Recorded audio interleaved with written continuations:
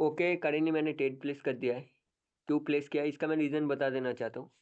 Previously buyers का momentum देखो, weak candle, week आते आते एक स्ट्रॉन्ग कैंडल, मतलब बायर्स एग्जॉस्ट हो चुके थे। उसके बाद सेलर्स का एक पैटर्न आया, डार्क क्लाउड कवर, और डार्क क्लाउड कवर के बाद सेलर्स ने एक स्ट्रॉन्ग कैंडल क्रिएट किया। उसके बाद बायर्स का एक वीक कैंडल आया।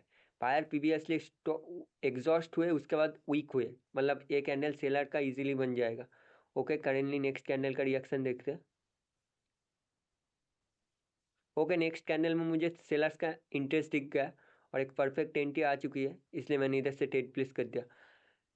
मैंने ट्रेड प्लेस क्यों किया? क्योंकि मैं जैसा स्टोरी में बोला कि बायर्स एग्जॉस्ट हुए, उसके बाद सेलर्स ने पैटर्न क्रिएट किया, डार्क क्लाउड कवर, उसके बाद सेलर्स का एक कैंडल आया, उसके बाद बायर्स वीक आए और सेलर्स ने नेक्स्ट कैंडल रेट दिया। मतलब क्या, सेलर्स ने कॉन्टिन्यूएशन साइन दे दिया और कॉन्टिन्यूएशन साइन वीक था, इसलिए मुझे थोड़ा सेलर्स का इंटरेस्ट देखना चाहिए था और वो मुझे दिख गई, इसलिए मैंने इधर से सेलर्स का ट्रेड कर दिया। अभी करेंटली जो कैंडल है ना, वो लेफ्ट साइड में एक स्पिनिंग कैंडल के लोअर वीक को ब्रेक कर रही है। लेफ्ट साइड मतलब इसकी प्रीवियस जो रेड कैंडल की लोअर वीक, और हमेशा स्पिनिंग कैंडल की जो लोअर वीक होती है वो बायर सेलर की एंट्री पॉइंट होती है। तो अभी बायर के एंट्री पॉइंट का ब्रेकआउट हुआ है, तो नेक्स्ट कैंडल बायर की बन सकती है, तो हम इसमें ट्रेड नहीं करेंगे। अगर ये कैंडल रेड बन जाए तो हम इस नेक्स्ट कैंडल में ट्रेड कर देंगे, पर अभी करेंटली हम ट्रेड नहीं कर सकते। आपको समझना चाहिए कि कब हमें ट्रेड करना चाहिए, कब नहीं करना चाहिए, और ये मेरा रूल्स के अकॉर्डिंग कहता है कि इधर कैंडल रिवर्स हो सकती है, तो हम ट्रेड नहीं करेंगे। क्योंकि अपने रूल्स को कभी भी ब्रेक नहीं करना चाहिए अगर ट्रेडिंग में सक्सेसफुल होना है और लॉन्ग टाइम तक टिकना है इस मार्केट में। तो ओके, सेलर्स का स्ट्रॉन्ग रिजेक्शन आ रहा है। ओके, बाय से पुश किया और गैप अप हो गया, थोड़ा सा नीचे है, मैं ट्रेड प्लेस कर दूंगा, मैंने कर दिया है। अब मैं इधर दो रीजन बताऊंगा जो बहुत मतलब नेक्स्ट लेवल रीजन होंगे। एक, पहली बात, जो बायर्स ने पुश किया उसके बाद गैप अप हुआ, तो इसमें मैक्सिमम टाइम बायर्स कंटिन्यू करता है, एक एक्साइटमेंट गैप बोलते हैं इसे।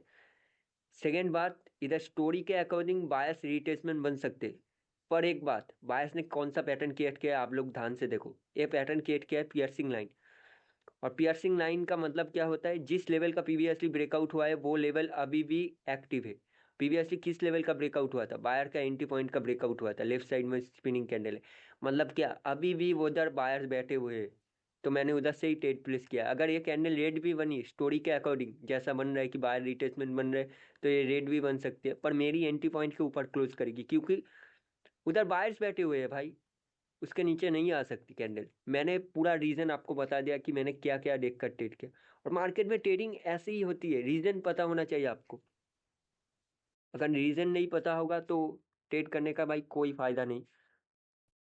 करेंटली मार्केट में मुझे अपॉर्चुनिटी नहीं मिली, इसलिए मैंने ट्रेड प्लेस नहीं किया। अभी मार्केट ने हाई के ऊपर हाई लगाया, और हमारा रूल्स कहता है कि हाई के ऊपर जब हाई लगता है तो नेक्स्ट कैंडल रिवर्स हो सकती है।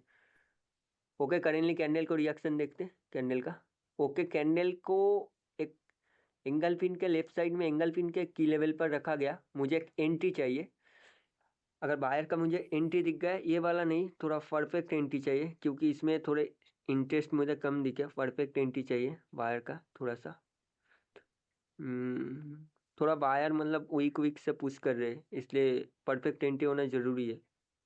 ओके, मैंने ट्रेड प्लेस कर दिया। क्यों किया? क्योंकि मुझे परफेक्ट एंट्री दिख गया। जो फर्स्ट टाइम पुश आया था वो आयस का स्ट्रॉन्ग पुश नहीं था, नेक्स्ट टाइम जो सेकंड टाइम पुश आया बायर्स का वो स्ट्रॉन्ग पुश था। मैंने ट्रेड प्लेस क्यों किया? लेफ्ट साइड में आप देख सकते हो पियर्सिंग लाइन को रिटेस्ट करके एक पैटर्न बना है, और उसके की लेवल, उस पैटर्न को हम एंगल पिन कह सकते हैं, उसके की लेवल पर रखा गया था।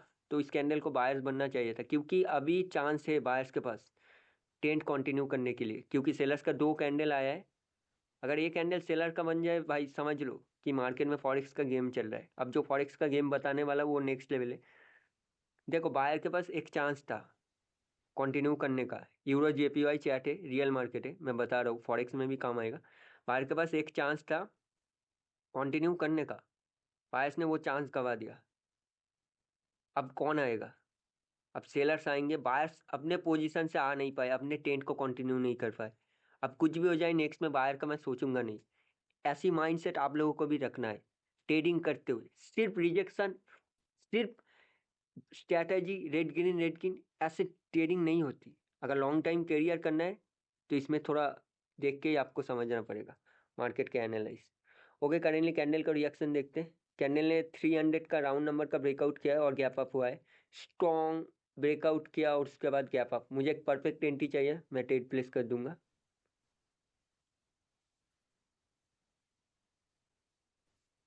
ओके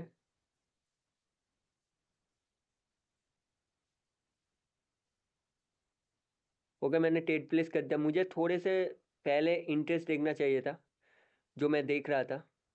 भाइयों, एक बार अगर परफेक्ट एंट्री आ जाए तो ट्रेड प्लेस कर देना चाहिए, पर हर वक्त परफेक्ट एंट्री शुरू में नहीं आता। मुझे कैंडल का रिएक्शन देखना पड़ता है कि किस टाइम सेलर ज़्यादा इंटरेस्टेड है, तो उसी टाइम मैं ट्रेड प्लेस करता हूँ। Entry means seller buyer interest है कि नहीं कैंडल में आने के लिए। अभी करेंटली कैंडल को देखते, एक स्पिनिंग कैंडल बन रहा है। मैं इधर कुछ नहीं देखूंगा, डायरेक्टली ट्रेड प्लेस करूंगा, क्योंकि एक तो भाई रूल्स कह रही कि मोमेंटम है तो नेक्स्ट कैंडल रिवर्स नहीं हो सकती, कभी भी डायरेक्टली रिवर्स नहीं हो सकती। ऊपर से और एक बात कि जब बायर्स के पास चांस था ट्रेंड में सेलर्स को 2 कैंडल को रिट्रेसमेंट बनाकर कंटिन्यू करने का, तब बायर्स कंटिन्यू नहीं कर पाए। अब भाई कौन आएगा मार्केट को, रूल कौन करेगा? समझना पड़ेगा बायर सेलर की इनर साइकोलॉजी। मार्केट में अगर सरवाइव करना है तो आपको बायर सेलर क्या बता रहे हैं वो समझना पड़ेगा। मार्केट में कैंडल को समझना पड़ेगा, बाहर से देखना नहीं पड़ेगा, अंदर जाना पड़ेगा कि बायर सेलर क्या बोलना चाहते हैं। अभी अल्टीमेटली कौन स्ट्रांग है? अल्टीमेटली दिख रहा है कि बायर का ट्रेंड है, सेलर ब्रेकआउट कर रहा है हाई लो, तो सेलर कंटिन्यू, बायर आएंगे। पर नहीं आएंगे, जब चांस था उनके पास एक ट्रेंड को कंटिन्यू करने का, तब वो चांस नहीं, उन्होंने चांस गवा दिया। अभी करेंटली कैंडल का रिएक्शन देखते। ओके, कैंडल ने ऊपर से पुश किया और गैप डाउन हुआ। मैं इधर से एक डाउन का ट्रेड दे रहा हूँ।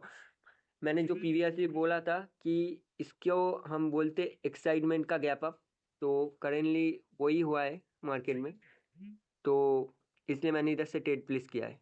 आप लोग समझ सकते हो।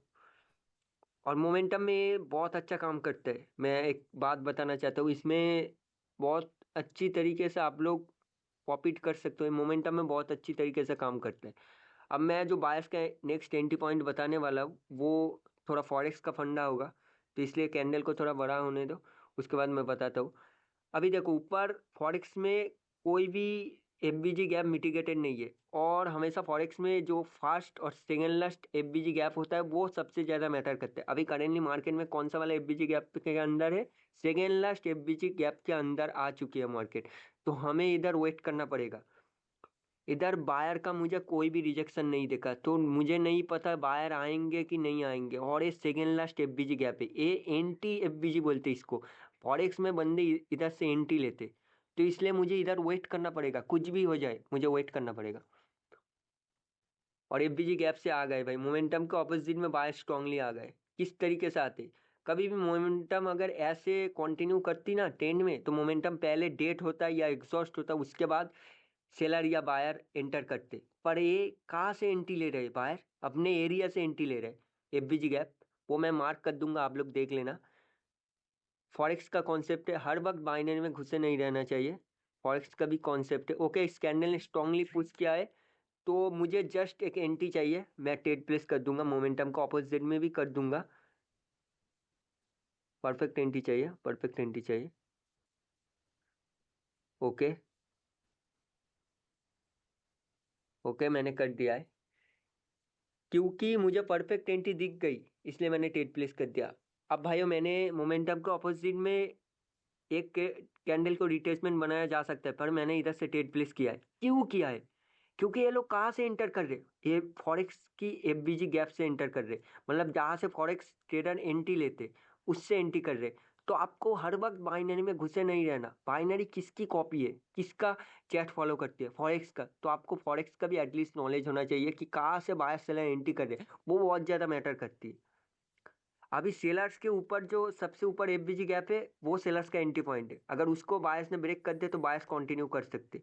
तो आपको ये बात समझनी पड़ेगी। आज के लिए इतना ही भाइयों, मार्केट में मिलते हैं नेक्स्ट वीडियो में। और आप लोगों को एक बात मैं पहले ही क्लियर करना चाहता हूँ, कॉल वॉल किसी का मत लो, क्योंकि मार्केट में कुछ भी हो सकता है, आप लोग देख सकते हो।